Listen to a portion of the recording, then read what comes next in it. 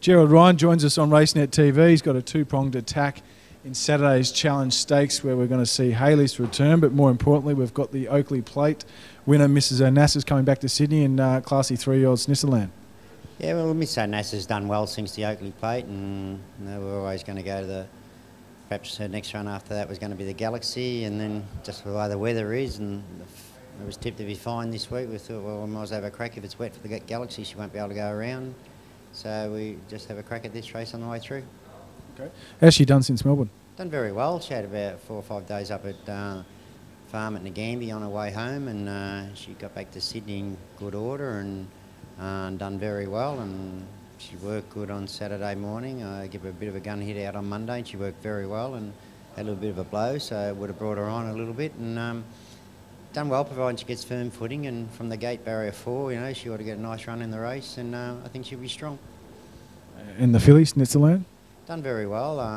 You know, she's 3-year-old filly, not as well advantaged at the weight for age at this time of the year she was in the spring, but she ran well in the Patnack at the end of her preparation. Spelled well, come up good, trial well the other week, has worked very well either side of the trial and since the trial, so she's going in the race probably fitter than she ran into the San Domenico first up last time. Yep. Happy where she's sitting.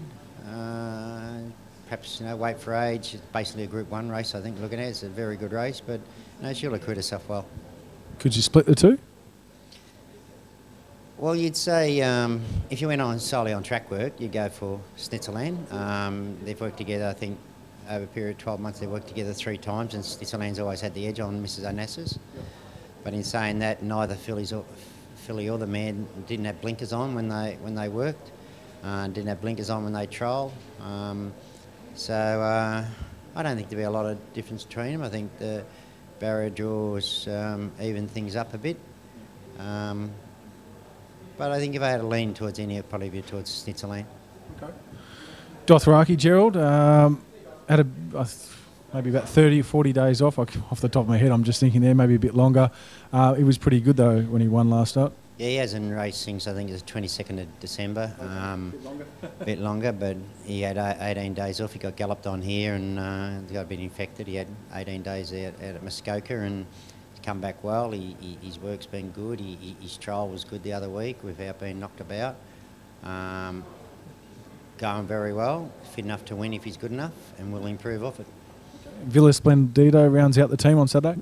Yeah, she ran well first up, and rain affected the track that didn't really suit her. This is probably a tad harder than what she's been running against, but fits in with her program because you want to go back to fillies races and fillies and mares races after this. So it's a stepping stone for a 14 or 1600 metre race coming off in a couple of weeks' time. Just quickly as well, my boy Charlie Boy, I should say, not my boy Charlie. Charlie Boy, we saw him resume a couple of weeks ago. Where's he at this stage? He's done very well. He looks good. The race has really brought him on. He's trimmed up a little. Worked nice on Tuesday morning. And he'll go to the Todman on Saturday week at Rosehill. Good luck this Saturday. Okay, thanks, Nick.